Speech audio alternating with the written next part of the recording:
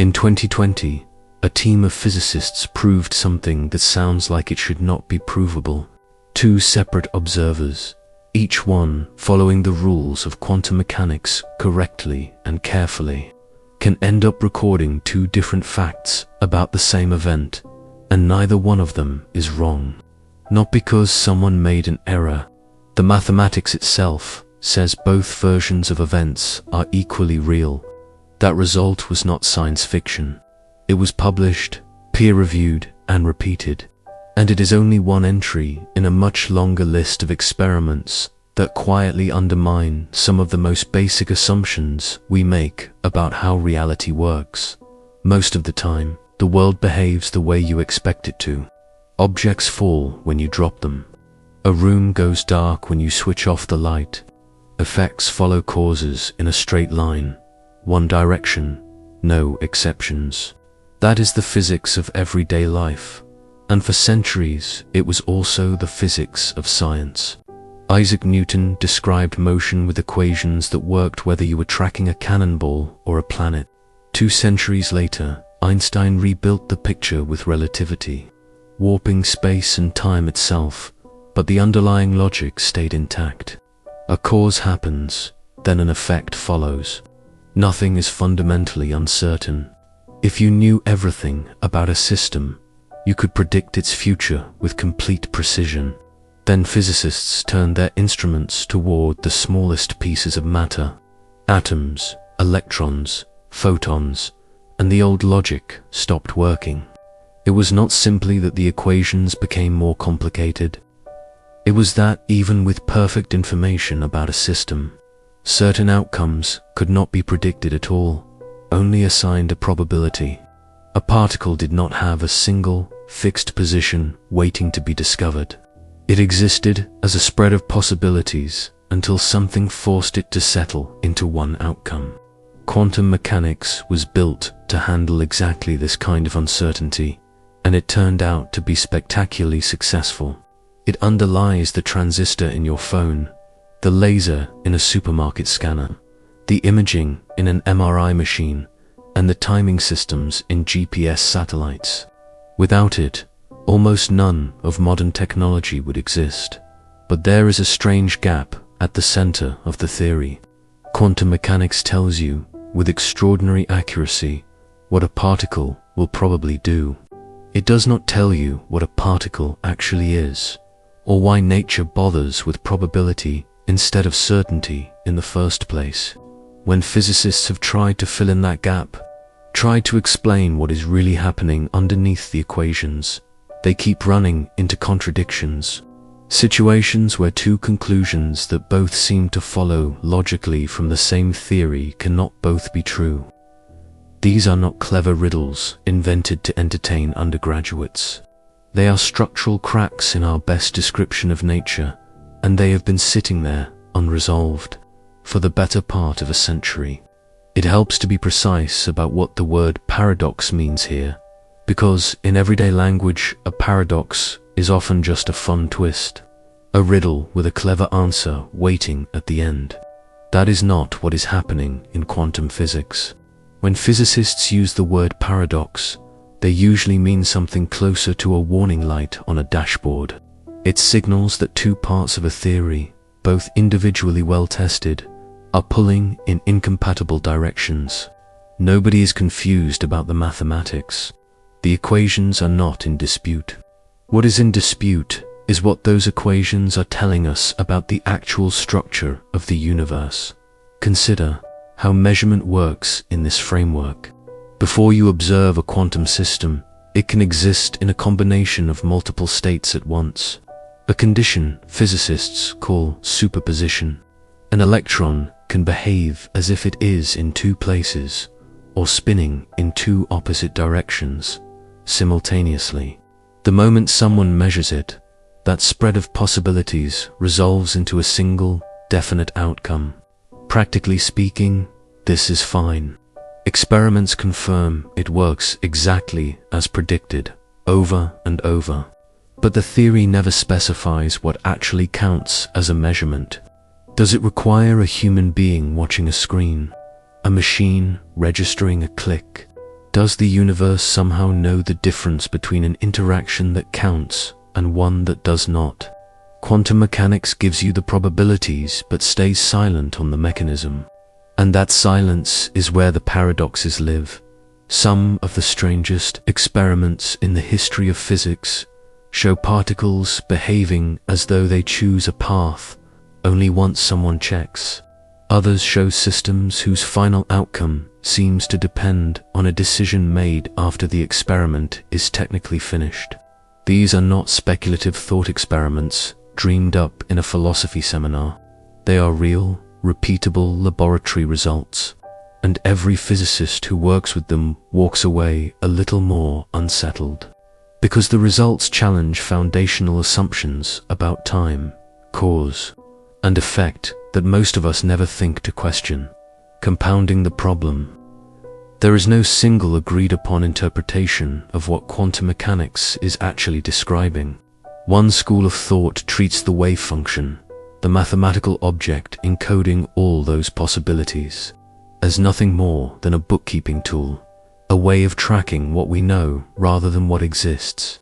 Another treats it as something physically real, a genuine feature of the universe. A third camp, following the many worlds interpretation, argues that every possible outcome of every quantum event actually happens, just in separate, non-communicating branches of reality, and you only ever experience one of them. A fourth position holds that the universe is secretly deterministic after all, and the appearance of randomness only reflects our incomplete knowledge.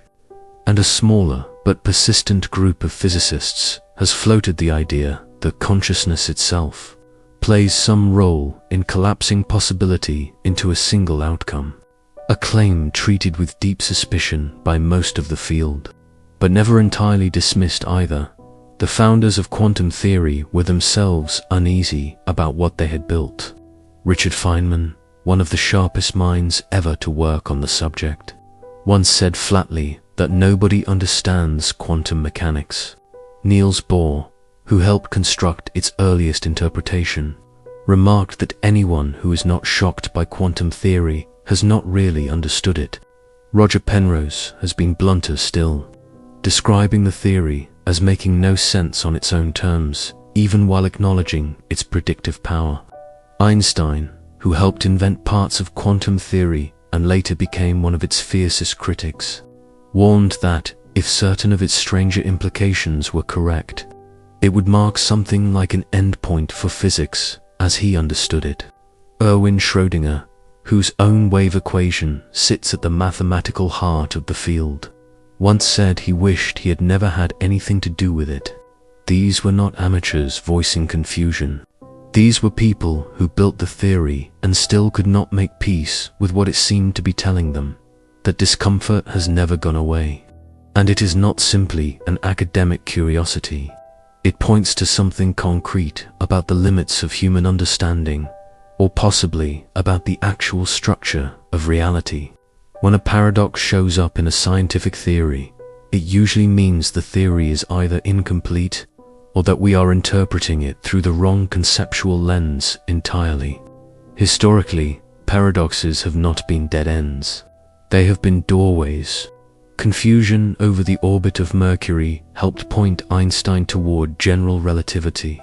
Contradictions in the classical description of light led directly to quantum theory itself. So when modern physicists say a paradox keeps them up at night, they do not just mean it is puzzling. They mean it might be pointing toward the next major revolution in how we describe the universe. And nobody yet knows what that revolution will look like. What follows is a tour through several of these paradoxes, the ones that have survived decades of scrutiny without being explained away.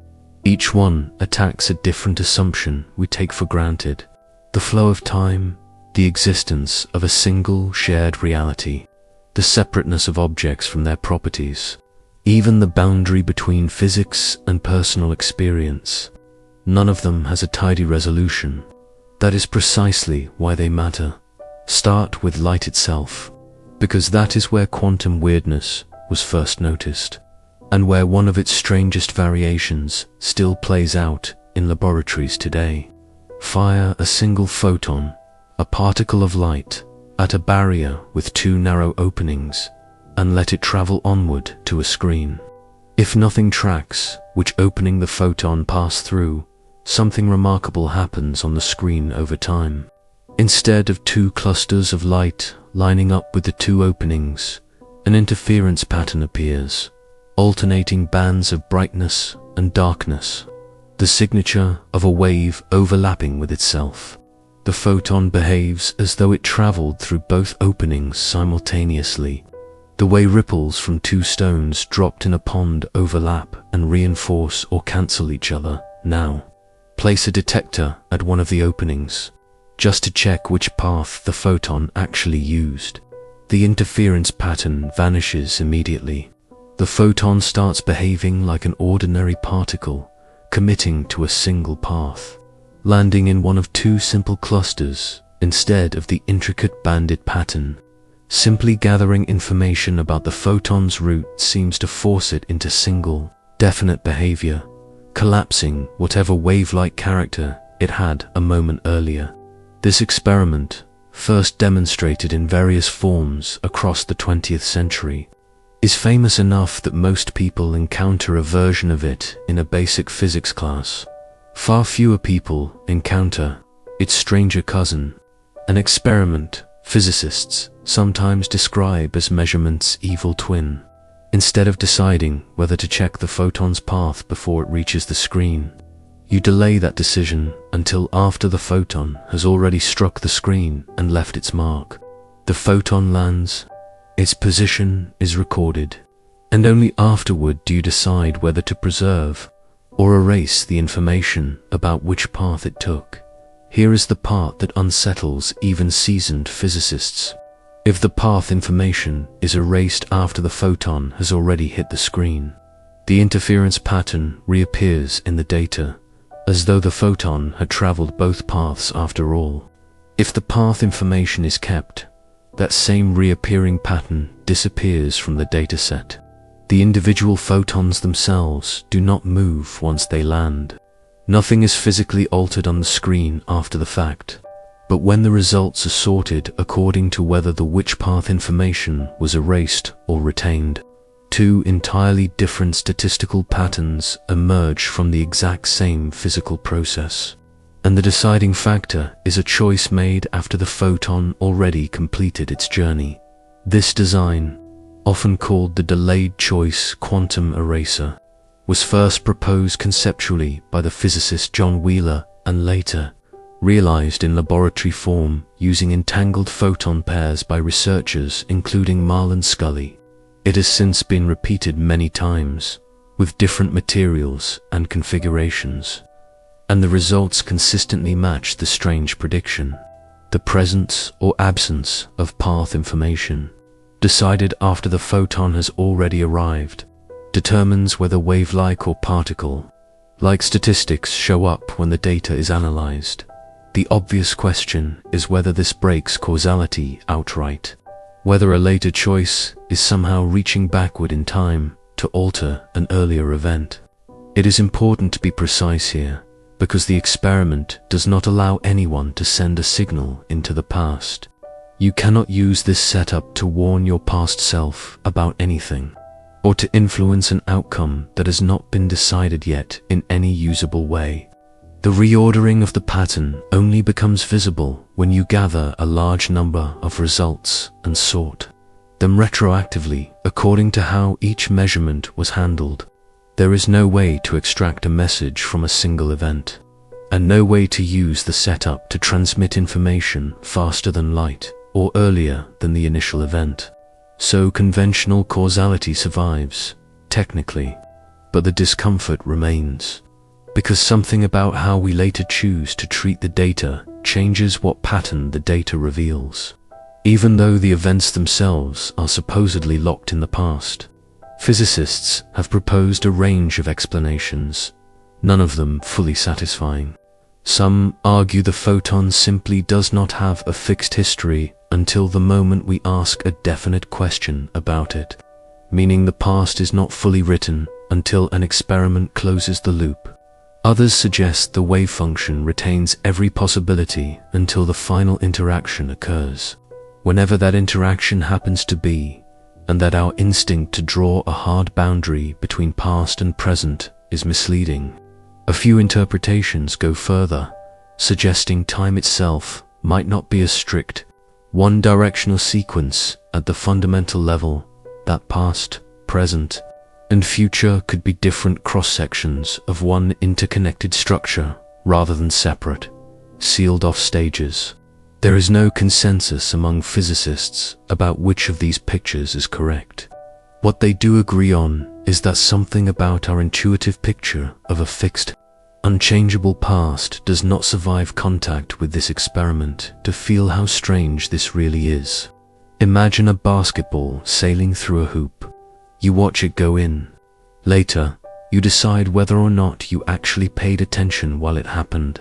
And that later decision somehow determines whether it went in cleanly or bounced off the rim.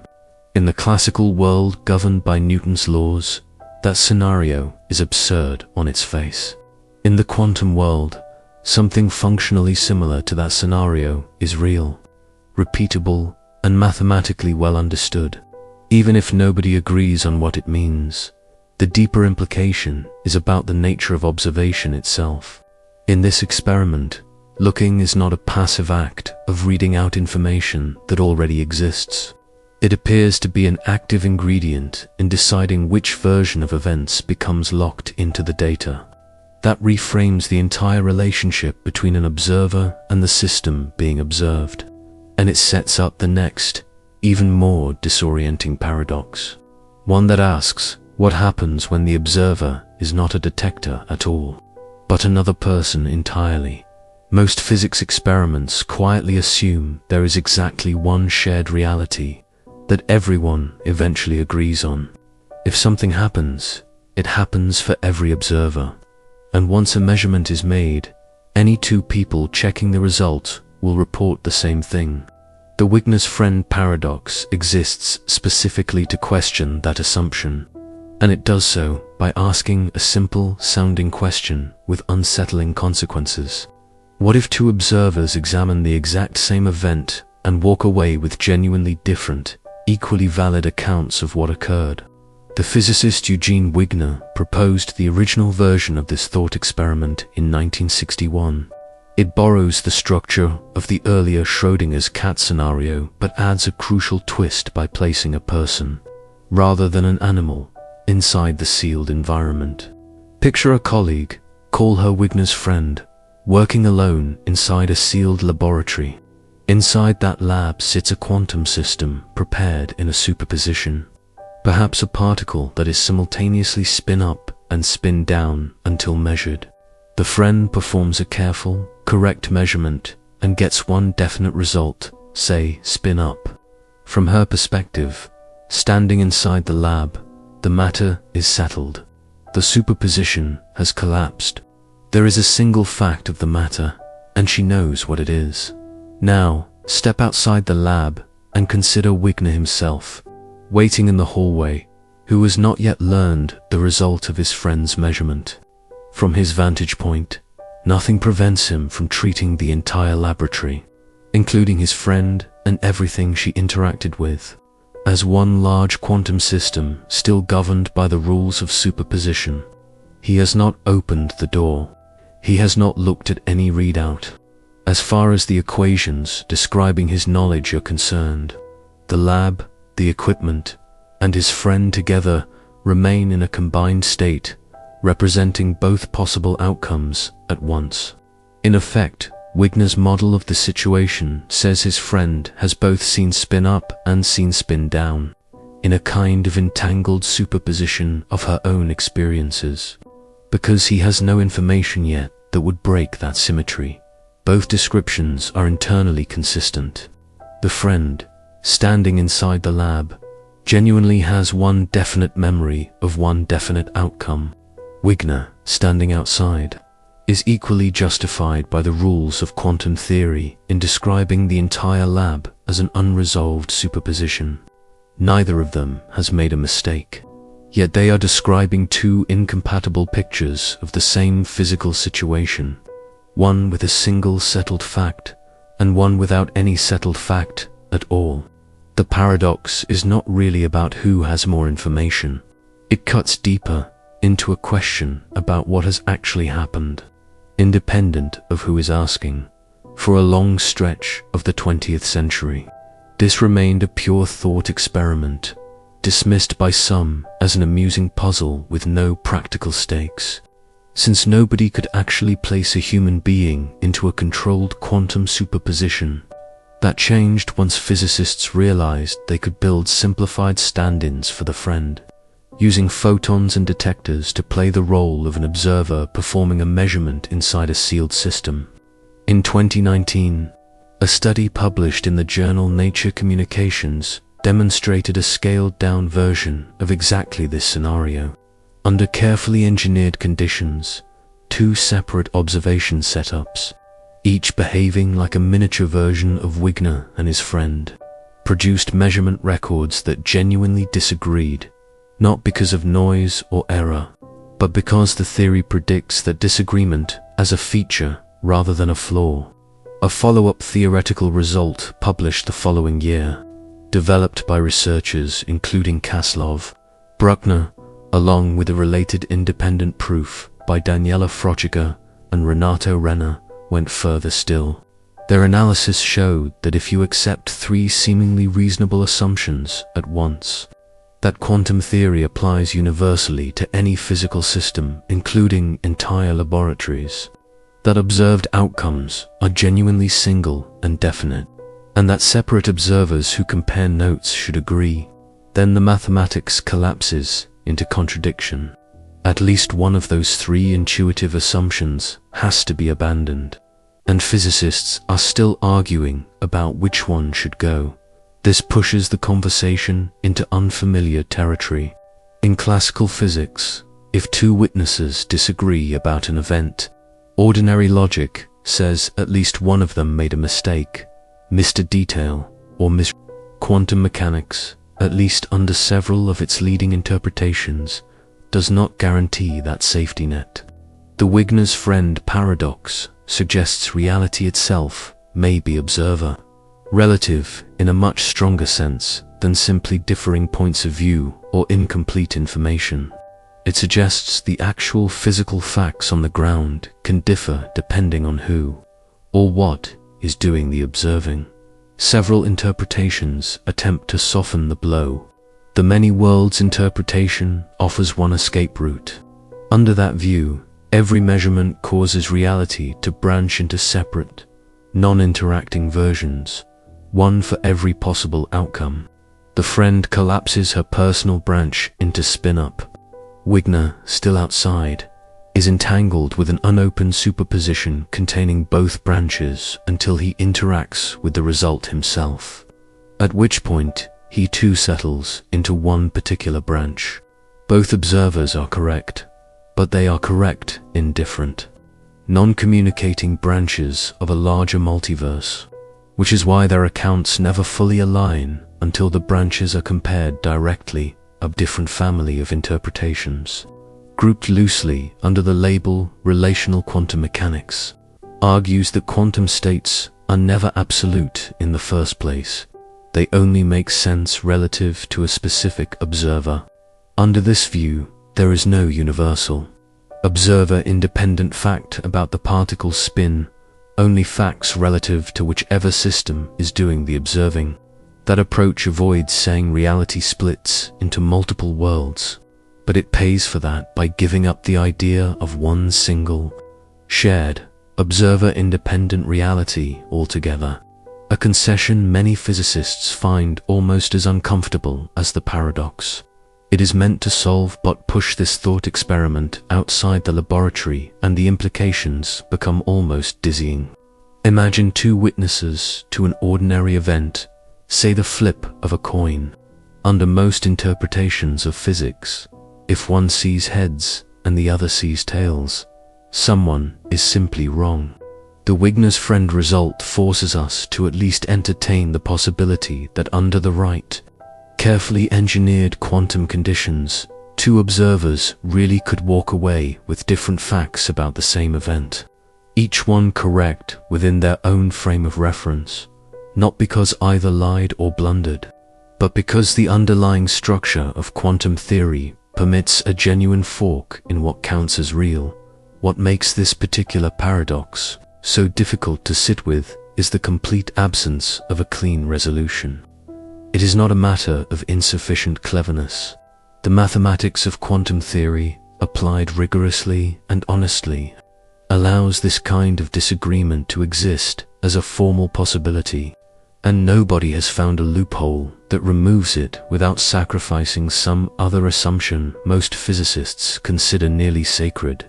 Each time researchers examine the problem more closely, they end up with a sharper version of the same uncomfortable question. It is a question about what measurement is actually doing when it happens, whether it is uncovering a pre-existing fact or actively constructing the version of events that becomes real for a particular observer. Almost everyone grows up assuming time only runs in one direction. You wake up, then you eat breakfast, then you leave the house. Nobody experiences that sequence in reverse. Drop a glass and it shatters into pieces. Nobody has ever watched shards leap off the floor and reassemble themselves into a glass, then jump back into someone's hand. That lived experience of a one-way arrow of time feels like one of the most solid facts about existence. And yet the equations that govern quantum systems do not actually contain that arrow at all. The Schrödinger equation, the central mathematical description of how a quantum system evolves, works equally well running forward or backward. If you took a hypothetical film of a quantum process and played it in reverse, the underlying mathematics would not object. Physicists call this property time symmetry, and it means there is no built-in preference for one temporal direction. Baked into the fundamental laws describing quantum evolution, the one-way flow we experience in daily life has to come from somewhere else entirely, most likely from statistical patterns involving enormous numbers of particles, not from anything in the basic equations themselves. That gap between symmetric equations and asymmetric experience becomes especially pointed once you look again at the delayed choice quantum eraser. In that experiment, a decision made after a photon lands appears to determine, at least statistically, which pattern shows up when the data is grouped and analyzed. From an everyday standpoint, it looks uncomfortably like a later choice is reaching backward to influence an earlier event. Some physicists take this appearance seriously rather than explaining it away, and the framework they use to formalize it is called retrocausality, the proposal that under certain quantum conditions, later events can genuinely constrain or shape earlier ones. Rather than the influence only running from past to future, it is worth being precise about what retrocausality does not claim. It is not a license for sending messages into the past, or for altering an event that has already been observed and recorded by someone. Nothing in these experiments allows information to be transmitted backward in a usable way, and no laboratory result has ever demonstrated anything resembling classic time travel. What retrocausal interpretations actually propose is subtler, that the sharp line most of us imagine between a finished past and an open future may not be as absolute as intuition suggests. Under some formulations, the present state of a system genuinely depends on future measurement choices, as well as on its earlier preparation. In the same way, a jigsaw puzzle picture only becomes clear once pieces from multiple parts of the board are placed, not necessarily in strict left-to-right order. One serious framework built around this idea is called the two-state vector formalism, developed originally by physicists including Yakia. In the standard picture, a quantum system's behavior is described entirely by a wave function evolving forward from its initial preparation. The two-state formalism adds a second wave function evolving backward from a future measurement outcome. and argues that a system's behavior at any given moment is jointly shaped by both the forward, evolving state and the backward, evolving state. Instead of one story unfolding chronologically from a fixed starting point, you get two overlapping stories meeting at a specific instant, and the physical behavior you observe reflects the influence of both. This idea appeals to some physicists because it offers a way to avoid the abrupt, seemingly arbitrary jump associated with wave function collapse. Rather than picturing a system suddenly snapping into a single, definite state the instant it interacts with a detector, retrocausal models describe the outcome as a smooth resolution shaped by constraints coming from both temporal directions, the initial preparation and the eventual measurement. There is no sudden jolt, only a consistent solution that satisfies boundary conditions on both ends of the timeline. The way a taut string finds a single stable shape once both of its endpoints are fixed in place. But accepting retrocausality seriously raises its own uncomfortable questions, particularly about free will. If future measurement choices can shape what happens earlier, in what sense are those future choices actually free, rather than already woven into the fixed structure of events across all of time?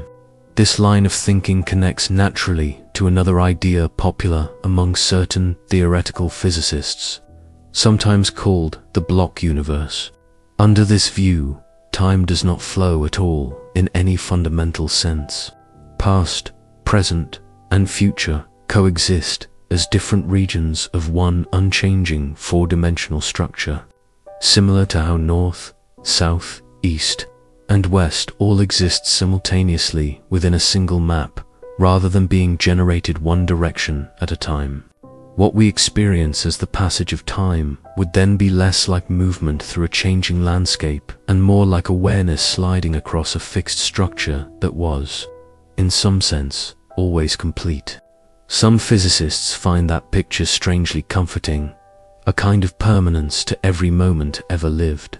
Others find it deeply unsettling, since it implies your future choices are, in some sense, already built into a structure that already exists.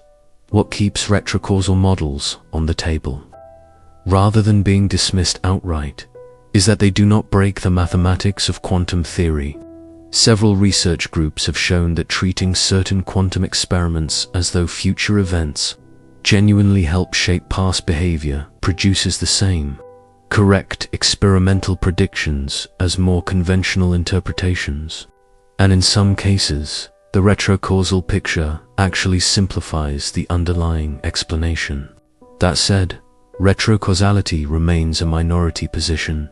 Most working physicists still prefer interpretations that keep cause preceding effect in a strict, one-directional sequence, treating the appearance of backward influence as an artifact of incomplete statistical analysis rather than a genuine breach of ordinary causality. Others occupy a middle position, treating the flow of time as a large-scale, emergent phenomenon that only becomes meaningful when you are dealing with enormous collections of particles, rather than something present at the deepest, most fundamental level of physical law. Whatever position eventually wins out, this entire line of inquiry touches something well beyond a technical dispute among specialists. It touches how human beings experience existing at all. The deeply held sense that the past is fixed and unchangeable, while the future remains open and undetermined. Quantum mechanics keeps quietly testing that intuition rather than confirming it. Retrocausal models do not open the door to rewriting history or building a working time machine, but they do force a serious reconsideration of whether time genuinely behaves like a one-way street, or whether it might resemble something closer to a network of interconnected pathways, some running forward, some running backward, meeting at points we experience as the present moment. There is another category of quantum behavior that looks on its surface almost like cheating. Two separate systems, whether particles, devices, or even people in an experimental setup, can produce results that line up perfectly, every single time, without any signal passing between them. No conversation, no hidden wire, no message of any kind. Physicists have taken to calling this phenomenon quantum pseudo-telepathy, a slightly playful name for something that is anything but trivial. To see why this is strange, imagine a coordination game. You and a partner are placed in separate, sealed rooms with no way to communicate once the game begins. Each of you receives a question chosen at random from a shared list, and you must answer with only yes or no. If your answers satisfy a specific rule relating the two questions, you both win. If not, you both lose. Working with purely classical strategies, the best you can do is agree beforehand on a fixed plan for every possible combination of questions. That plan can get you a decent success rate, but there will always be some combinations where no classical strategy succeeds, guaranteed by the basic rules of logic. There is a hard mathematical ceiling on how well two people who cannot communicate during the game can possibly do. Now give each player one half of a pair of entangled particles before the game starts. Entanglement is a special kind of correlation where measuring one particle instantly tells you something definite about its partner, regardless of the distance separating them. Each player still makes an independent choice, based only on their local measurement of their own particle, and no information passes between the rooms during play. Yet when the results are tallied afterward, the two answers line up in a pattern that no classical strategy, however clever, could ever reproduce. Experiments testing exactly this kind of setup have confirmed win rates that exceed the mathematically proven classical ceiling, a result that would be flatly impossible without some deeper connection linking the two measurements. The label pseudo-telepathy captures the eerie feeling of the result without implying anything mystical is actually happening. There is no signal, no faster-than-light communication, and no way to use the effect to send an actual message, since the correlations only become visible once both sets of results are compared side by side after the fact. What is really happening is that the two particles were never fully independent objects to begin with. Once entangled, they are described by a single shared wave function rather than by two separate ones, and separating them in space does not undo that shared mathematical description. Measuring one instantly narrows down what you will find when you measure the other, not because a message travels between them, but because they were never truly two separate systems in the first place. Albert Einstein famously distrusted this implication, memorably describing it as spooky action at a distance, and he argued for decades that quantum mechanics must be an incomplete description of reality, one that would eventually be replaced by a more complete theory restoring a sensible, local picture of the world. In the 1960s, the physicist John Bell devised a mathematical test, now called Bell's inequality, capable of distinguishing between Einstein's preferred picture, sometimes called local realism, and the predictions of standard quantum mechanics. Decades of increasingly precise experiments, including landmark work recognized by the 2022 Nobel Prize in Physics awarded to Ailing Aspect, John Clauser and Anton Zeilinger, have consistently sided against Einstein's intuition. Entanglement really does appear to violate the classical assumption that distant objects can only influence one another through some limited, local, step-by-step mechanism. The pseudo-telepathy games extend this result into an especially vivid demonstration. One well-studied version, sometimes called the Magic Square game, asks two players to fill in a grid of positive and negative values following specific row and column constraints. A puzzle with no perfect classical solution, sharing entangled particles and applying quantum measurements. However, the players can win every single round, a feat provably impossible without quantum resources. Another version, named after the physicists Daniel Greenberg, Michael Horn, and Anton Zeilinger, extends the setup to 3 players instead of 2, and again produces coordinated answers that no classical explanation, however elaborate, could account for. These are not thought experiments confined to they have been carried out in real laboratories, with photons standing in for the players, and the results match the strange quantum prediction rather than the classical expectation. All of this forces a set of uncomfortable questions back into focus. Is the universe genuinely local, meaning influence can only propagate through space at a bounded speed? Or is there some deeper layer beneath ordinary space-time where distance and separation do not fully apply the way our intuition assumes? Is realism valid, meaning objects have definite properties whether or not anyone is looking at them? Or do properties only crystallize into definite values at the moment of measurement? Quantum pseudo-telepathy sits right at the intersection of those 2 open questions, and it does not resolve either one. It simply demonstrates, with hard experimental numbers, that something genuinely strange is happening.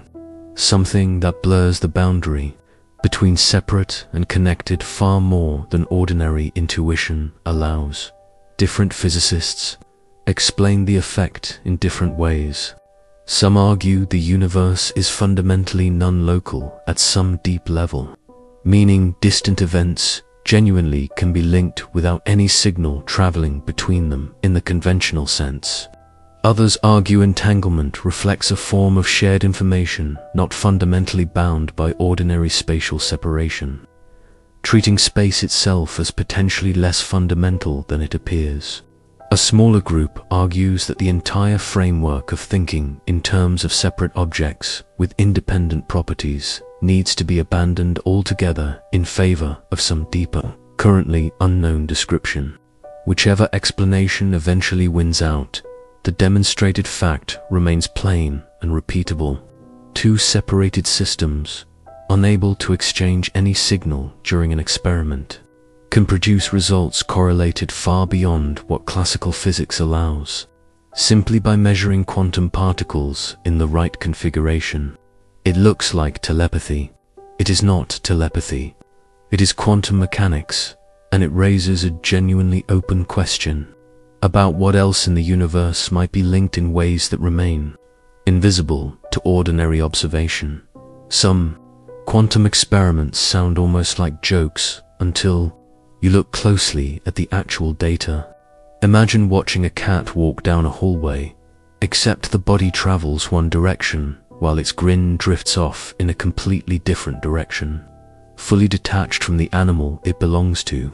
That is essentially the idea behind an experiment physicists have named the Quantum Cheshire Cat, a nod to the grinning character from Lewis Carroll's story who could vanish while leaving its smile behind.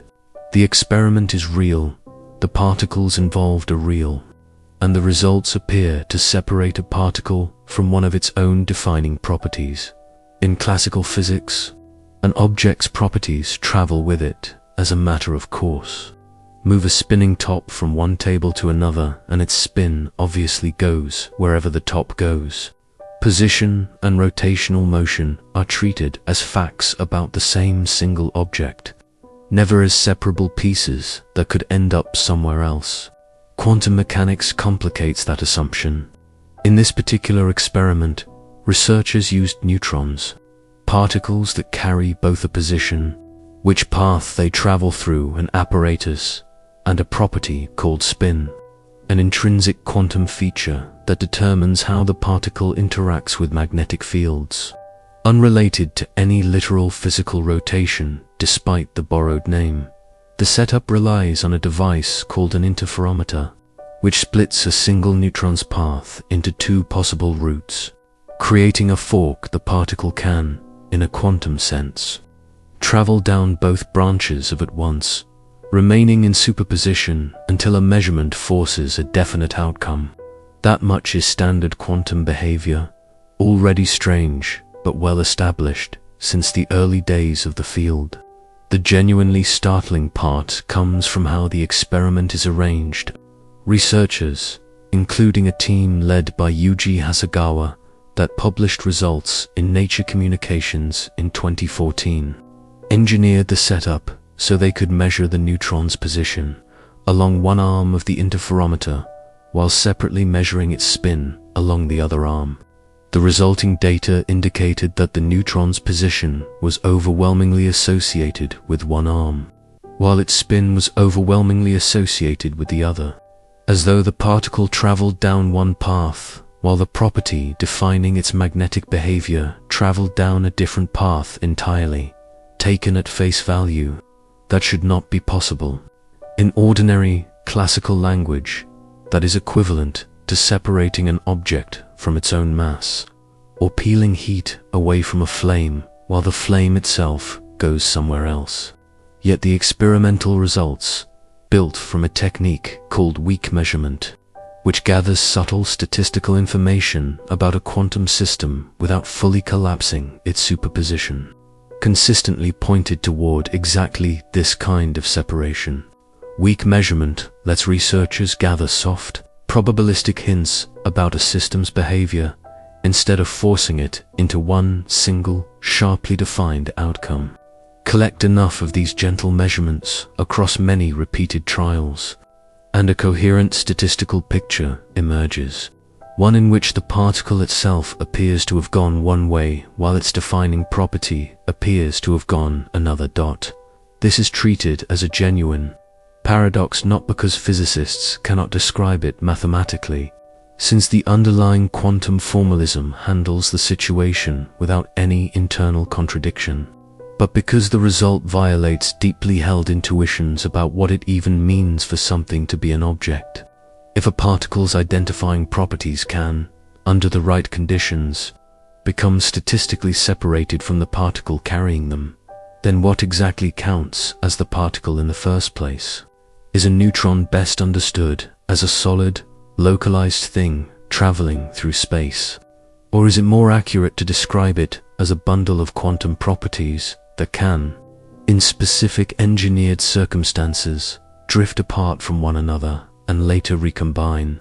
Some physicists treat the result cautiously, arguing that nothing physically separates in any deep sense, and that the apparent split is a subtle artifact of how weak measurement techniques interact with probability distributions, an illusion produced by the measurement process rather than evidence of literal separation. Others take the result at face value, arguing it demonstrates that quantum systems simply do not carry fixed, bundled identities the way classical objects do. Under this reading, a particle is less like a solid ball with permanently glued on characteristics, and more like a cloud of overlapping possibilities, a cloud whose individual strands can, under the right experimental pressure, be teased apart and examined separately before recombining into ordinary behavior. The implications ripple outward well beyond this one experiment. If position and spin can be statistically separated under carefully engineered conditions, the obvious next question is how far that separation could be pushed. Could other property pairs be separated in similar fashion? Charge from mass, energy from momentum, under suitably designed setups? The Quantum Cheshire Cat experiment does not answer those extended questions directly, but it does something arguably more important. It legitimizes asking them in the first place, by demonstrating that a property researchers once assumed was permanently bound to its particle can, in specific circumstances, behave as though it is not. There is also a clear conceptual thread linking this experiment back to the Wigner's friend paradox discussed earlier. Both results point toward the same unsettling conclusion, that reality is not simply sitting out there, fully formed and waiting passively to be discovered by an observer. Instead, reality appears to be actively shaped through the specific structure of an interaction, through the exact way a measurement is arranged and carried out. A particle does not seem to carry its properties around the way a traveler carries luggage, fixed and inseparable. Instead, those properties appear to unfold in a manner that depends heavily on the specific context of the measurement being performed. So, if it still sounds implausible that any real experiment could separate an object from one of its own defining features, remember that this is not a thought experiment or a mathematical curiosity confined to a chalkboard. It has been carried out with real neutrons in a real laboratory, and the data holds up. In the quantum world, under the right conditions, you really can see the grin without the cat still attached to it. One quantum thought experiment pushes past particles and laboratory equipment entirely and lands somewhere much more personal, touching on consciousness, survival, and the strange possibility that, from your own point of view, you might never actually experience dying at all. It is usually called the quantum suicide thought experiment, and it grows directly out of one of the more extreme interpretations of quantum mechanics.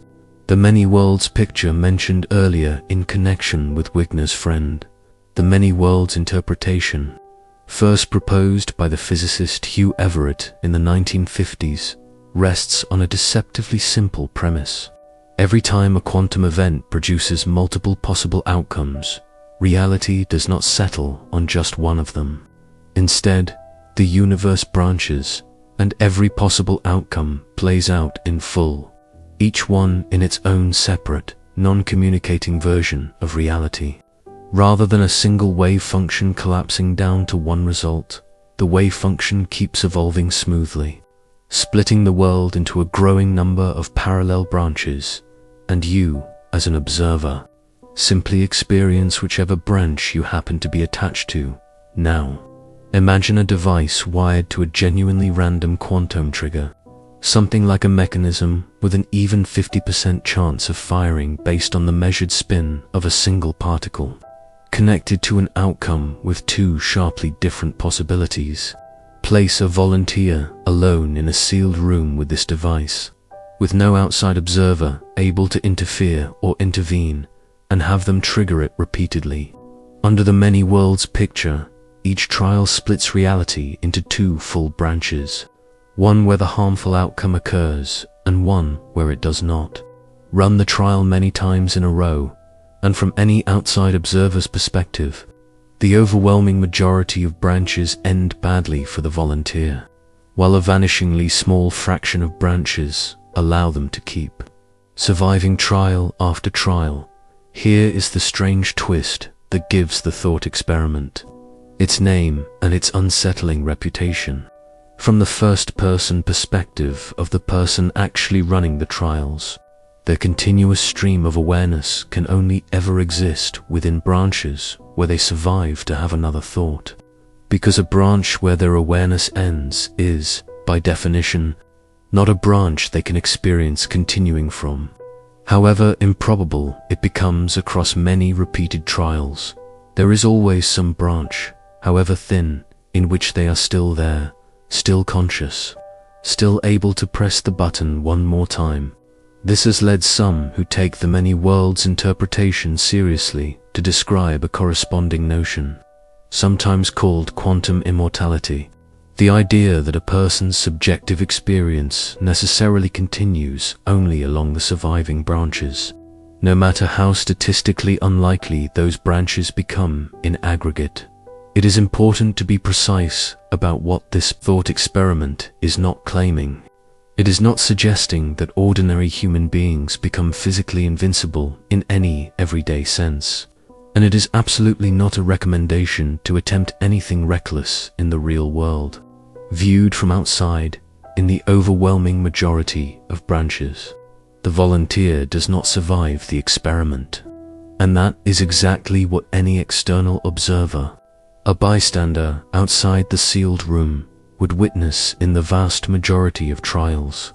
The strangeness lives entirely in the first-person account, the perspective of someone whose ongoing awareness, by the internal logic of the many worlds picture, can only ever be found in branches where their experience has not ended.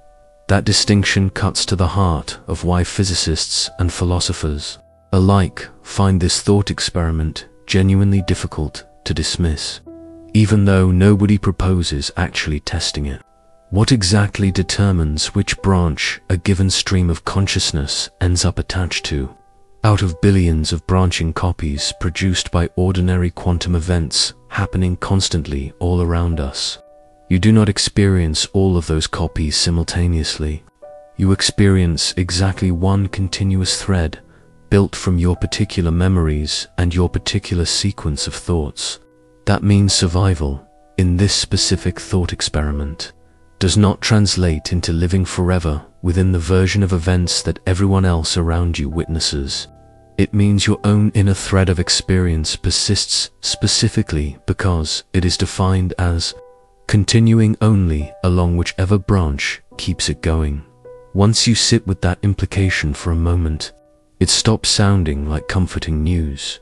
It suggests that no matter how poor the odds become across repeated trials, there will always be some branch where a person barely makes it through, perhaps alone, perhaps having lost everything else that mattered around them, but still present, still aware. That is not a triumphant outcome. It is something closer to an open-ended, faintly uncomfortable possibility. One where each survival simply sets up conditions for an even less probable one waiting on the far side of the next trial. Not every physicist accepts the many worlds interpretation as correct in the first place. And among those who do, not everyone agrees that individual conscious experience behaves according to the reasoning laid out here. But if you accept many worlds as a starting premise and then follow the reasoning about observers all the way through, this scenario emerges as a fairly natural, if deeply strange, conclusion. And it exposes just how little physics currently understands about the relationship between physical branching and subjective, first-person awareness. Standard quantum theory is extremely good at describing particles and probabilities. It has almost nothing rigorous to say about how, or whether, observation ties into a conscious mind in any formal sense, and most working interpretations try to sidestep the question entirely rather than confront it directly. The quantum suicide thought experiment refuses to let that question stay sidestepped, because it forces physics and personal experience into direct contact with one another. It does not ask you to change any laws of physics or imagine any new machinery. It only asks what continues from the inside, when everything external keeps changing around it. And it leaves that question open rather than answered. Shift attention now from the smallest scales of physics to one of the largest and strangest objects the universe produces. Because black holes have quietly generated one of the most serious paradoxes in all of theoretical physics. A conflict between the two pillars of modern science that still has no agreed upon resolution. A black hole forms when a sufficiently massive star exhausts its nuclear fuel and collapses under its own gravity. If the collapse proceeds far enough, matter compresses into an extraordinarily small region called a singularity, surrounded by a boundary known as the event horizon, the point beyond which gravity becomes so overwhelming that not even light can escape. Once something crosses that boundary, it is gone, at least according to general relativity, Einstein's theory of gravity.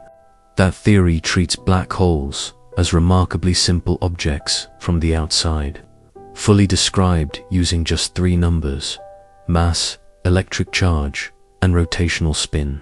Every other detail about whatever fell in, its composition, its shape, its internal arrangement, appears to vanish entirely from view, as though the black hole simply forgets everything except those 3 basic quantities. That creates an immediate conflict with the foundational principle of quantum mechanics. One holding that information can never be truly destroyed.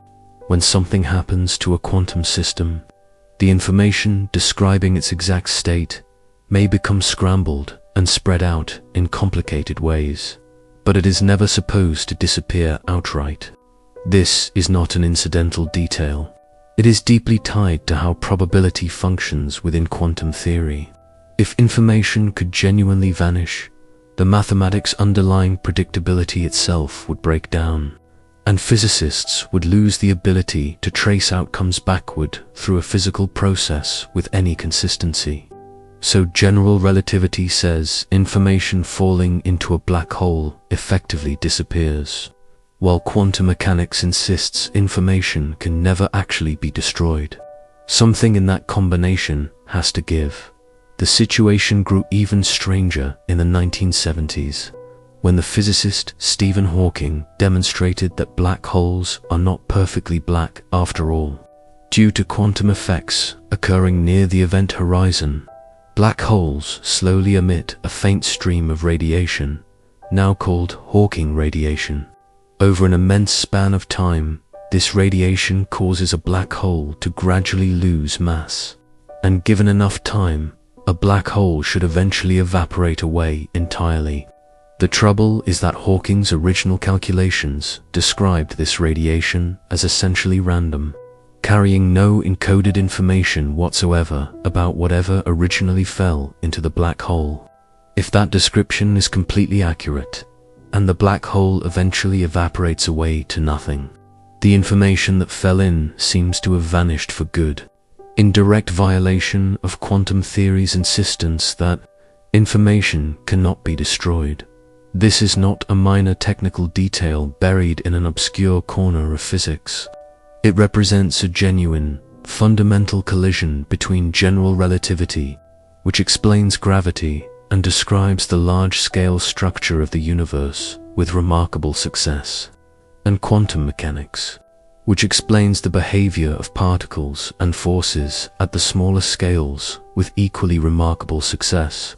Each theory works extraordinarily well within its own usual domain, but near a black hole, both theories are required simultaneously, and their predictions directly contradict one another. Physicists have proposed several competing solutions over the decades, and each one solves part of the problem while creating a new one elsewhere. One proposal argues that the information really is encoded within the Hawking radiation after all, just distributed in an extraordinarily subtle, highly scrambled way that current mathematical tools struggle to fully decode. Under this view, a hypothetical observer with perfect access to every detail of the emitted radiation could, in principle, reconstruct everything that originally fell into the black hole, preserving quantum mechanics at the cost of an almost unimaginably complex decoding problem. Related and influential idea is called the holographic principle, which proposes that all the information contained within a three-dimensional region of space can, in a precise mathematical sense, be fully encoded on its two-dimensional boundary, similar to how a flat hologram can store a complete three-dimensional image. Applied to black holes, this principle suggests that everything falling in gets effectively recorded at the event horizon itself, which functions as a kind of information-storing surface. As the black hole evaporates over time, that stored information gradually leaks back out, hidden within the details of the emitted radiation. This idea emerged largely from string theory and continues to carry substantial support within significant portions of the theoretical physics community. A third and more radical proposal, sometimes called the firewall hypothesis, was developed in 2012 by a group of physicists including Ahmed Almhiri, Donald Maralf, Joseph Palczynski, and James Sully. Their analysis suggested that preserving information consistently forces a strange consequence, that the region immediately outside the event horizon cannot behave the smooth, unremarkable way general relativity predicts. Instead, anything approaching the horizon would encounter an intensely energetic barrier, a firewall effectively being destroyed the instant it crosses that boundary. This resolves the information problem in one specific mathematical sense, but it directly violates one of general relativity's most basic and cherished predictions. that falling through an event horizon should feel completely unremarkable at the moment of crossing, with nothing dramatic happening until you approach the singularity itself much later. Every proposed solution follows this same frustrating pattern, patching one part of the paradox while tearing open a new gap somewhere else. That persistent pattern is exactly why physicists take the problem so seriously. It signals that something significant is still missing from our current understanding. Quite possibly an entirely new theory of gravity, a deeper and more complete understanding of space and time, or even a fundamentally revised concept of what information actually means at the most basic physical level. None of this can currently be tested directly, since nobody can throw an object into an astrophysical black hole and then wait patiently for billions of years to observe its eventual evaporation. Physicists instead search for indirect clues, studying entanglement structures theoretically, or building small-scale laboratory analogues using exotic states of matter such as Bose-Einstein condensates, hoping some of the underlying principles at play might transfer usefully from these controlled systems to the extreme conditions found near an actual black hole at first glance.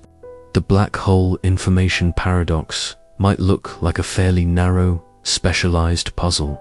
Where exactly does the information go? But pulling on that single thread quickly unravels connections, running through nearly every major open question in modern physics. Quantum theory, gravity, the flow of time, causality, entropy, and ultimately the deep structure of reality itself. That is why physicists do not treat it merely as a curiosity about exotic astrophysical objects. It is treated as a genuine signpost pointing toward the edge of current understanding, and until it is fully resolved, there remains a hard limit on how completely physicists can claim to understand the universe. If you had to identify one single issue sitting underneath every paradox already covered, it would not be particles or equations or even time itself. It would be measurement, an idea that sounds almost too ordinary to cause this much trouble. On the surface, measuring something seems straightforward. You check a position, a speed, a state, the same way you might glance at a thermometer or a clock. But in quantum mechanics, measurement is never merely a passive act of reading out a value that already existed beforehand. The act of measuring appears to actively change the system being measured, and explaining exactly why that happens, or what precisely triggers it, remains one of the largest open problems in all of physics. A problem physicists simply call the measurement problem to see why this becomes such a serious issue. Consider what quantum mechanics says about a particle before anyone measures it. Take an electron as an example. It does not possess one single, fixed position or velocity until a measurement pins it down. Instead, it is described mathematically by a wave function, an object encoding a full spread of possible outcomes rather than one definite outcome. The electron is not simply located here or there, definitively.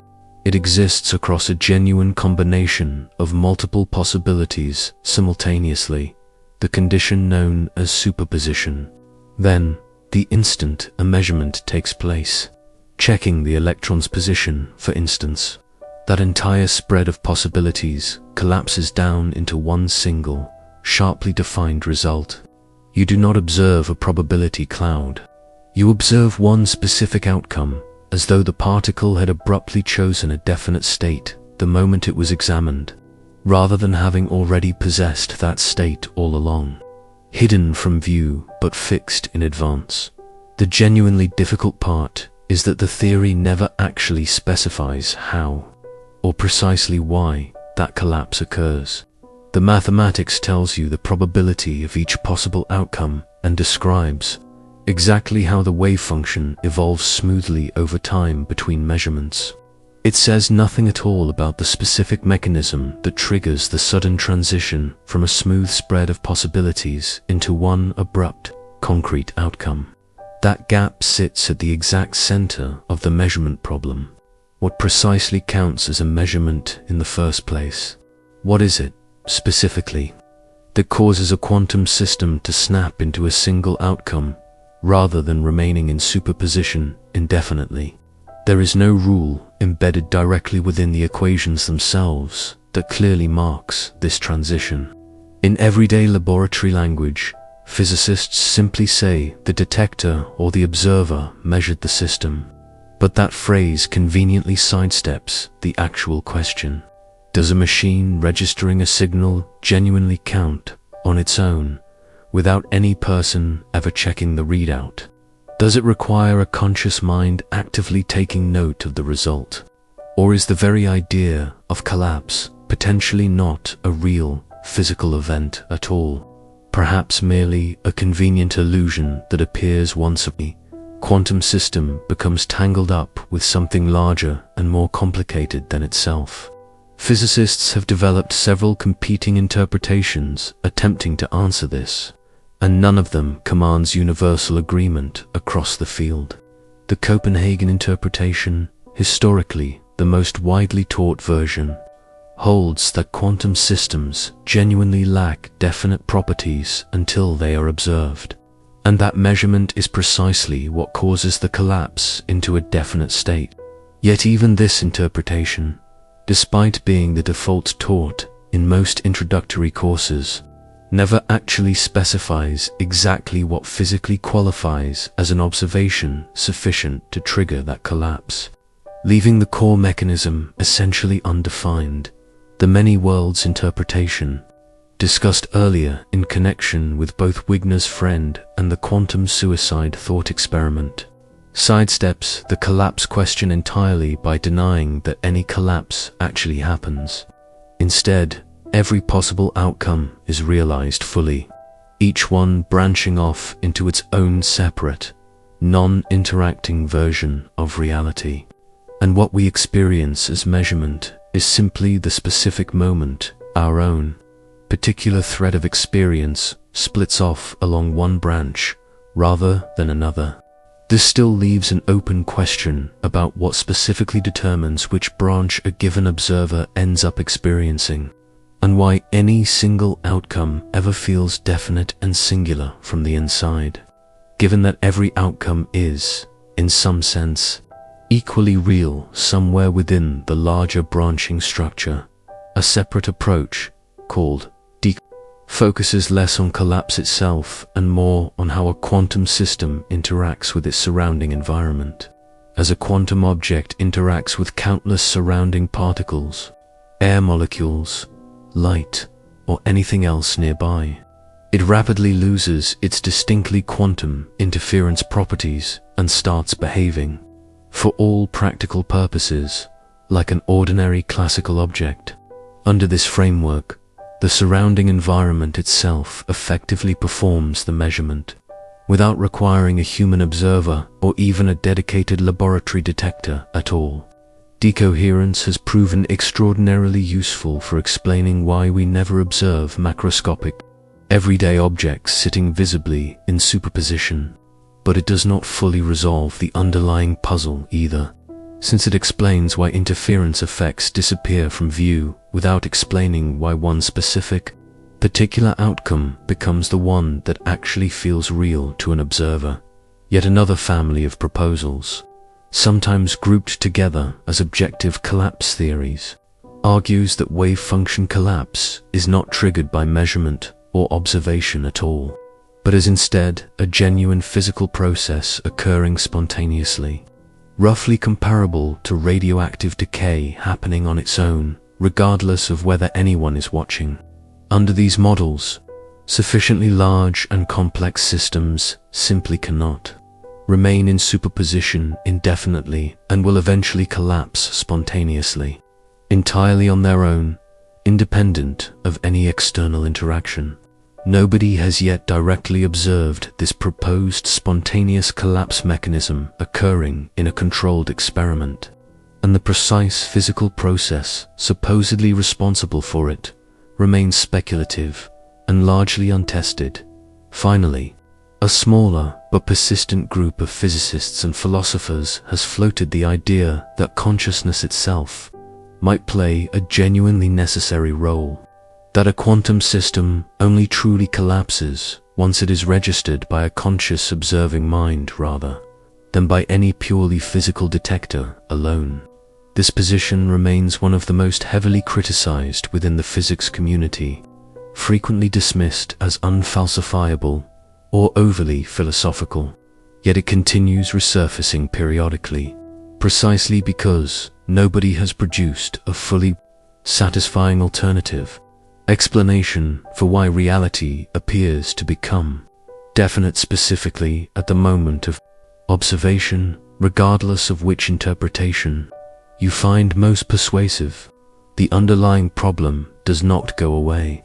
Quantum systems clearly behave in strange, probabilistic ways prior to measurement, and equally clearly produce one single, definite outcome once measurement occurs.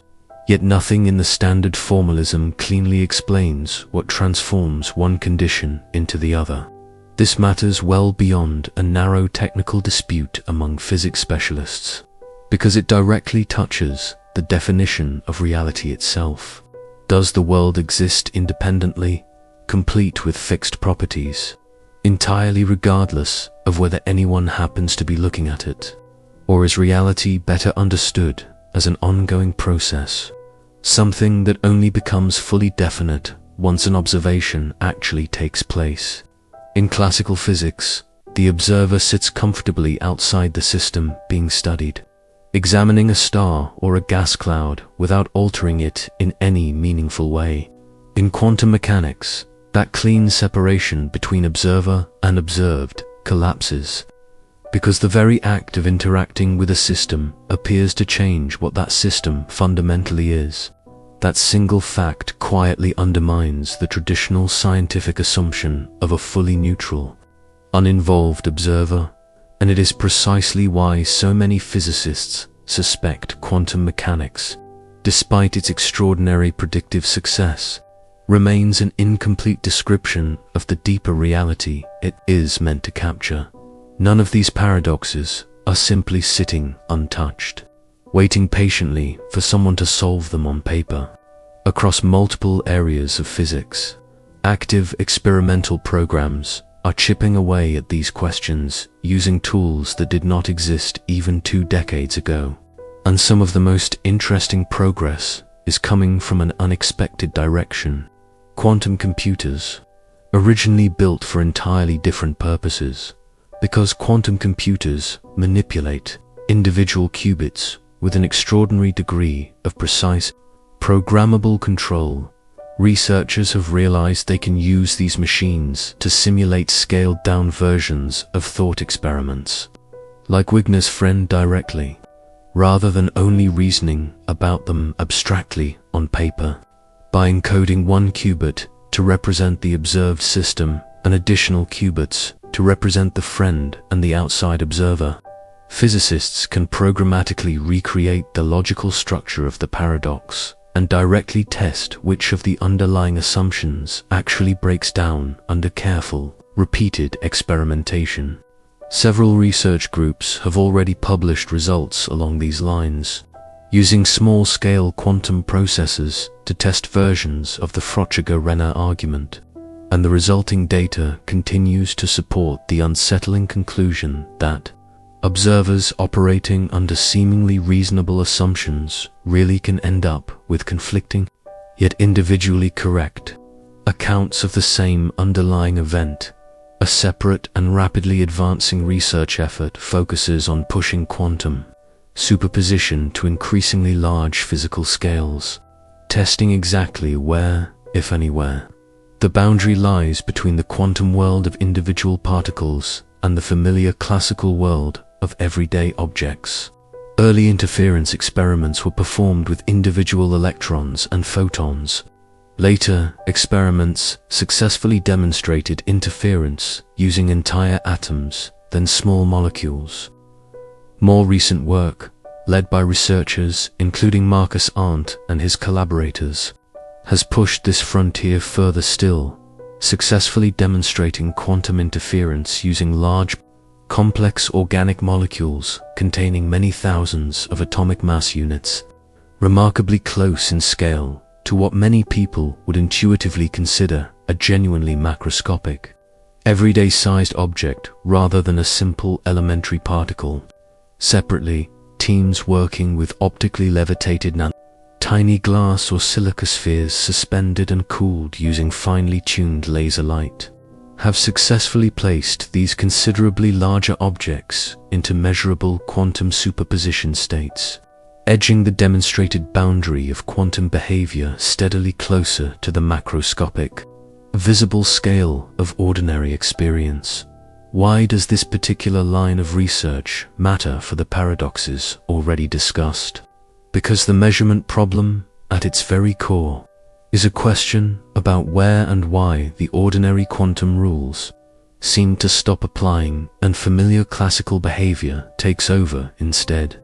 If physicists can eventually demonstrate genuine superposition in objects large enough to be seen without a microscope, that result would place extremely tight constraints on several of the interpretations discussed earlier, particularly the objective collapse theories, which specifically predict that sufficiently large or massive systems should spontaneously collapse well before reaching that kind of visible scale. Conversely, if experiments continue pushing superposition to ever larger scales without hitting any such natural collapse boundary, that outcome would favor interpretations like many worlds or relational quantum mechanics, which do not require any built-in size limit on how large a system in superposition can become. There is also serious, ongoing effort aimed directly at the black hole information paradox.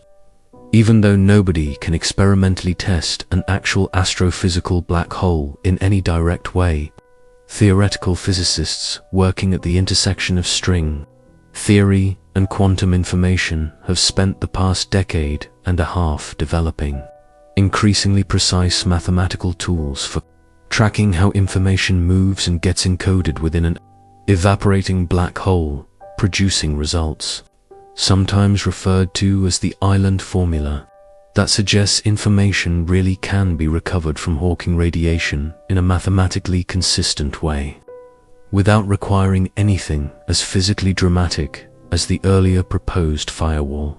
This remains a purely theoretical development for now, but it represents one of the more significant conceptual advances on this specific problem in recent years, and it continues to be refined and debated within the theoretical physics community.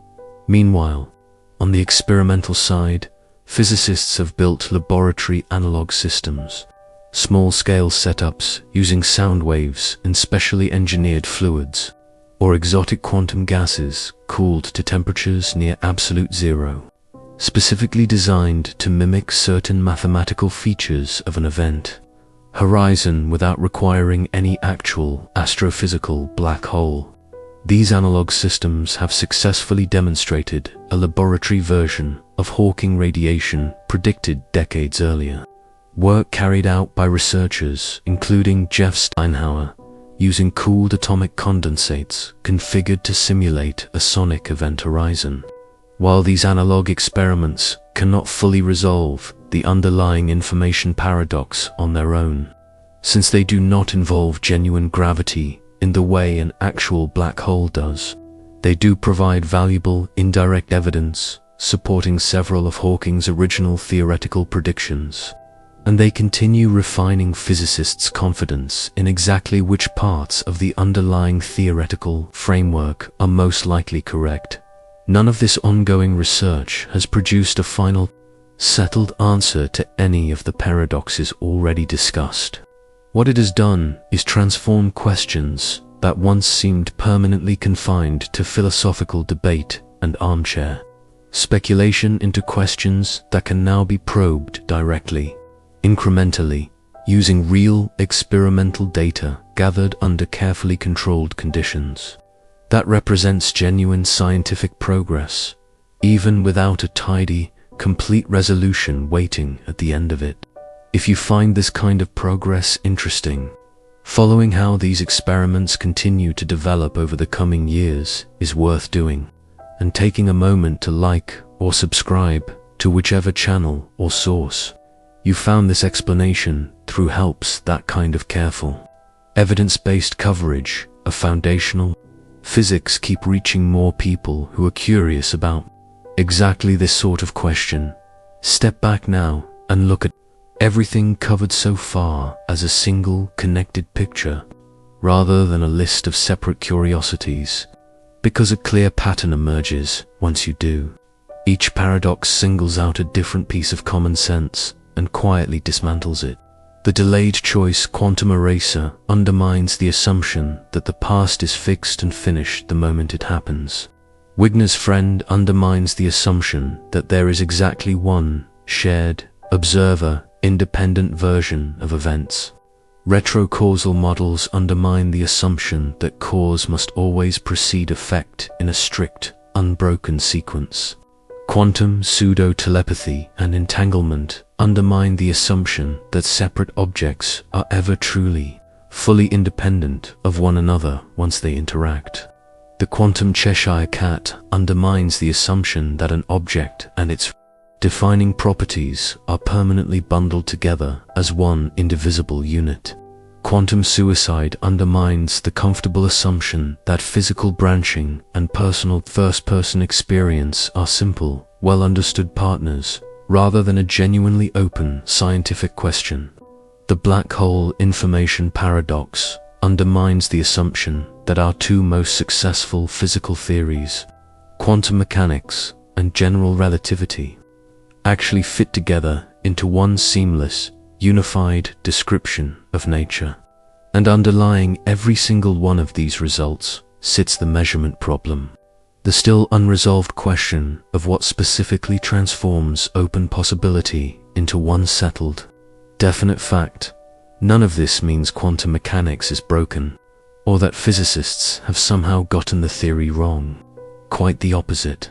As a predictive framework, quantum mechanics remains one of the most rigorously tested and successful theories human beings have ever constructed, verified across an enormous range of experiments spanning nearly a full century, without a single confirmed deviation from its predictions.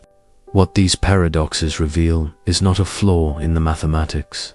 They reveal a persistent gap between what the equations correctly predict and what those same equations are actually telling us about the deeper structure of reality underneath the numbers. The theory hands us the how with tremendous precision, while consistently withholding a clear, agreed-upon why. That distinction matters enormously, because it changes how you should read every one of these results. A paradox in this context is never evidence that scientists have failed at their jobs, or that the entire field is somehow standing on shaky ground. It is evidence that our current conceptual framework for understanding nature, built up gradually across centuries of careful observation and mathematical refinement, has reached a genuine limit. A boundary where the available concepts stop being sufficient to describe what the data is actually showing us. Historically, moments like this have preceded some of the largest leaps forward in the entire history of physics. Confusing anomalies in the orbit of Mercury, unexplainable by Newtonian gravity alone, eventually led directly to Einstein's general relativity. Unresolved contradictions surrounding black body radiation and the photoelectric effect, phenomena that classical physics simply could not account for no matter how it was adjusted, led directly to the birth of quantum theory itself in the first place. Each time, the paradox was never a dead end. It was the exact signpost pointing toward whatever came next. And there is a real possibility something structurally similar is happening again right now, with these unresolved quantum paradoxes serving as the modern equivalent of those earlier historical anomalies. So where might that next conceptual leap eventually come from? Nobody currently knows for certain. but several serious candidate directions are being actively pursued by working physicists across multiple institutions worldwide. One major avenue involves the ongoing search for a full theory of quantum gravity, a framework capable of successfully merging general relativity and quantum mechanics into one internally consistent description rather than two separate theories that happen to work extremely well individually but collide directly whenever both are needed simultaneously. Exactly the situation found at the heart of the black hole information paradox. String theory represents one long-standing candidate approach toward this unification, proposing that fundamental particles are actually tiny vibrating strands of energy rather than dimensionless points, with different vibration patterns corresponding to different particle types. Loop quantum gravity represents a competing candidate, proposing instead that space and time themselves are built from discrete, granular units at an extraordinarily small scale, rather than being smooth and infinitely divisible the way classical physics traditionally assumes. Neither approach has yet produced a directly testable prediction capable of definitively confirming one framework over the other, and it remains entirely possible that the eventual correct answer, whenever it arrives, will look quite different from either current leading candidate. A second major avenue focuses specifically on the interpretation question, asking a much more direct question about which existing interpretation of quantum mechanics, if any, actually corresponds to how nature genuinely works at the deepest level, independent of any deeper unifying theory of gravity. Some physicists suspect that ongoing precision experiments, particularly those steadily pushing quantum superposition toward larger and larger physical scales, will eventually settle this question empirically by directly revealing whether or not there is a hard, natural boundary where quantum behavior definitively gives way to ordinary classical behavior. If such a boundary is ever discovered and precisely measured, that single result would immediately rule out several currently viable interpretations while lending strong support to others, representing exactly the kind of empirical breakthrough capable of substantially narrowing this long-running debate for the first time in decades. A third avenue, somewhat more philosophical in character but taken increasingly seriously within parts of the physics community, involves questioning whether the entire conceptual framework of separate, well-defined objects existing within a fixed, pre-existing background of space and time is even the correct starting point at all. Some theoretical approaches, including certain formulations connected to the holographic principle discussed earlier in relation to black holes, suggest that ordinary three-dimensional space itself might be an emergent phenomenon, something that arises from a more fundamental, underlying layer of reality rather than being a basic, foundational ingredient of nature in its own right.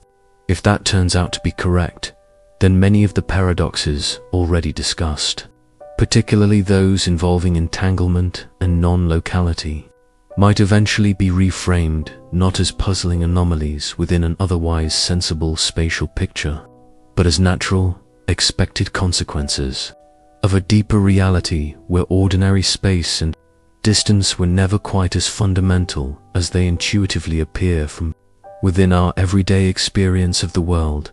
It is worth being honest about the limits of current knowledge here, too, rather than overselling how close any of this actually is to a final resolution.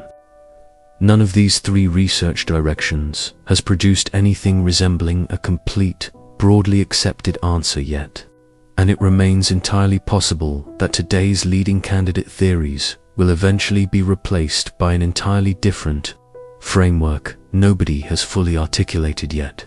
In much the same way that pre-quantum physicists in the early 20th century could not have anticipated the specific, mathematical form quantum mechanics would eventually take, even though they could clearly see that something in their existing classical framework had to give. Progress in fundamental physics rarely moves in a straight, predictable line.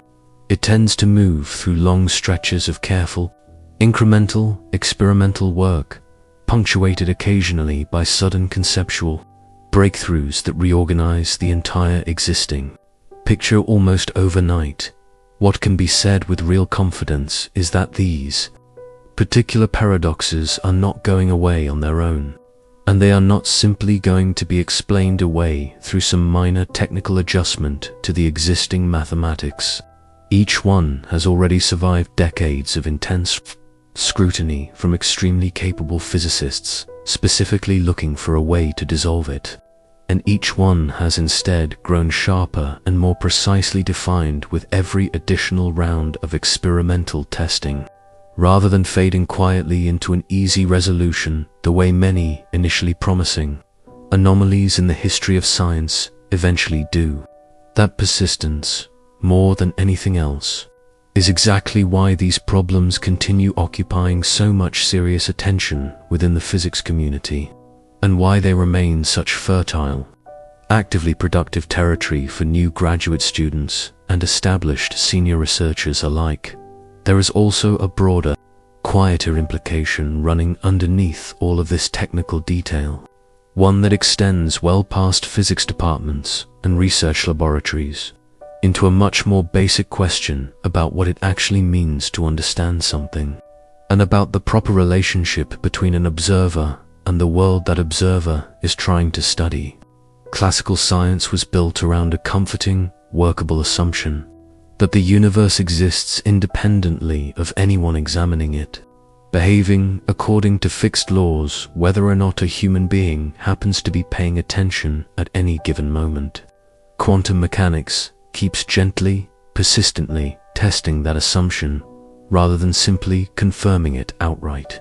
Not by proving it false outright either, since no experiment has definitively settled the underlying interpretive question one way or the other, but by repeatedly showing that the neat separation between an observer and the observed system breaks down in ways ordinary intuition never anticipated, and never had any particular reason to anticipate in the first place. Given how well that same intuition serves us perfectly well in every ordinary, everyday context outside a physics laboratory, that leaves a genuinely open question sitting at the center of it all. One physicists are still actively negotiating rather than one they have simply decided to set aside as unanswerable. Is the observer a passive witness to a reality that would exist and behave identically with or without anyone watching? Or is the observer, in some precise and currently still poorly understood sense, an active participant in determining which specific version of events becomes real? Framing the question that way does not require reaching for anything mystical or supernatural. It is a completely legitimate scientific question, grounded directly in experimental results like the ones already described throughout this explanation. Results that hold up reliably under repeated laboratory testing rather than resting on speculation or philosophical preference alone. It is worth pausing here on exactly why so many extremely capable physicists, working across nearly a full century now, still have not converged on one single, universally accepted answer to any of this. It is not a matter of insufficient effort or a lack of mathematical sophistication. Quantum mechanics remains, by a wide margin, one of the most thoroughly tested theories in the entire history of science, and the underlying mathematics has been checked and rechecked to an extraordinary degree of precision across an enormous range of independent experiments. The genuine difficulty is that the theory produces remarkably precise, testable, and repeatedly confirmed predictions about what will happen in almost any given experimental situation, while remaining stubbornly, persistently silent about the deeper question of what is actually happening underneath those predictions, at the level of physical reality itself, rather than the level of observed statistics. That gap between accurate prediction and genuine explanation is not a flaw that better mathematics alone can straightforwardly patch over. It may require an entirely different way of conceptually framing physical reality altogether. A shift roughly comparable in scale to the one that occurred when Newtonian mechanics gave way to relativity and quantum theory across the early decades of the 20th century. None of this uncertainty should be mistaken for a lack of scientific rigor, or somehow read as license to entertain arbitrary, unfounded speculation just because the deeper interpretive questions remain unresolved. Every single paradox described throughout this explanation rests on rigorously verified, carefully repeated experimental results, not on loosely defined philosophical guesswork or unfounded speculation. The delayed choice quantum eraser has been demonstrated repeatedly across multiple independent laboratories, using different specific experimental configurations. The Wigner's friend paradox has been tested directly using photons, standing in for the role of a conscious human observer. Entanglement-based pseudo-telepathy games have been carried out successfully in real physical laboratories, producing measured win rates that exceed the proven classical limit. The Quantum Cheshire Cat experiment has been replicated using neutron interferometry with carefully controlled, weak measurement techniques. Every one of these results has passed rigorous repeated peer review and stood up firmly to intense scientific scrutiny over an extended period. What remains genuinely open is not whether these specific results are real, since they clearly are, verified and repeated many times over, but rather what they collectively mean about the underlying, deeper nature of physical reality. So where does that leave things at the end of this particular explanation? Honestly, and without manufacturing artificial suspense just for the sake of a dramatic closing line, it leaves physics at a genuinely fascinating juncture, holding a theory that works with essentially flawless precision while still not fully understanding, at the deepest possible level, what that theory is actually describing about the fundamental nature of the universe we all inhabit. Some physicists remain confident these paradoxes will eventually dissolve once a deeper, more complete theory successfully unifies quantum mechanics with gravity into one seamless framework. Others suspect the paradoxes themselves are hinting at something considerably more fundamental, that reality may not be built from fixed, definite objects moving through a rigid stage of absolute space and steadily flowing time in the way our everyday intuition insists it must be. Still others argue that human beings may simply be approaching a genuine limit of what our particular cognitive tools, evolved for tracking thrown rocks and approaching predators rather than for parsing quantum superpositions, are actually capable of fully grasping without additional mathematical or conceptual assistance. What can be said with real confidence, sitting here at the end of this particular explanation, is that these are not idle puzzles invented purely to entertain curious viewers with a clever twist. They are the genuine current frontier of physics, the exact places where our best available theories stop giving clean, satisfying answers and instead start generating harder, sharper, more interesting questions with each fresh round of experimental scrutiny. That is not a weakness of modern science.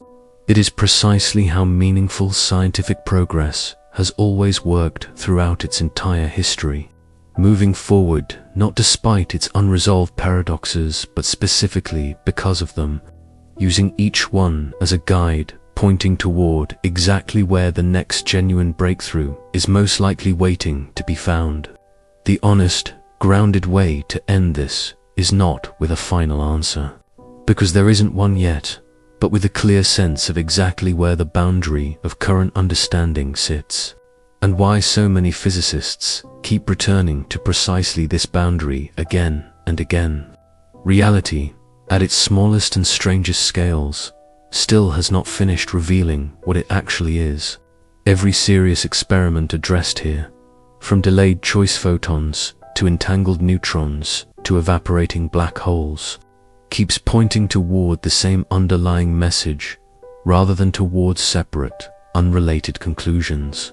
There is more going on beneath the surface of the everyday world than our intuitions.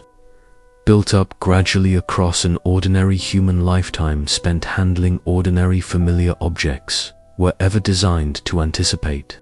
And for physicists actively working on these exact problems right now, that remaining, unresolved gap between precise prediction and genuine understanding is not a source of discouragement. It is the single clearest, most reliable signal available, indicating precisely where to keep looking next. If any single idea deserves to stay with you after everything covered here, it is this: the universe did not owe us a version of reality simple enough for everyday intuition to fully grasp on the first attempt, and it has clearly not delivered one. What it has delivered instead is a set of extraordinarily precise mathematical tools that predict experimental outcomes with almost unbelievable accuracy, wrapped around a genuine, still unresolved mystery about what those outcomes actually reveal about the deepest structure of existence. Scientists keep measuring, keep testing, keep refining the mathematics with each passing year, and the paradoxes keep holding steady exactly where they have always been: patient, precise, and stubbornly unresolved, waiting for whichever new idea eventually proves sharp enough to finally make sense of them.